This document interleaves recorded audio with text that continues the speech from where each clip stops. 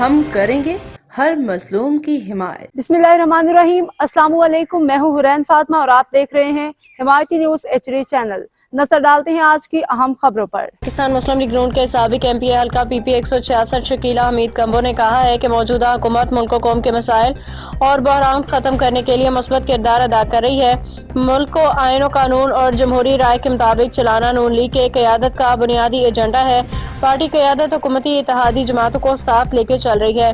تمام فیصلے باہمی مشاورت سے کیے جا رہے ہیں تاکہ جمہوری عمل مستحکم ہو اور حکومت فیصلوں سے مکمل ملک و قوم کو زیادہ سے زیادہ فائدہ حاصل ہو۔ نون لیگ کی قیادت نے ایک بار پھر اعلیٰ سیاسی بصیرت کا ثبوت دیتے ہوئے ملک کی استحکام اور جمہوریت کی بقا کے لیے دانشمندانہ فیصلے کیے۔ اب تک کے لیے اتنا ہی۔ مزید خبروں اور اپڈیٹ سے باخبر رہنے کے لیے دیکھتے رہیں حمایتی نیوز HD چینل۔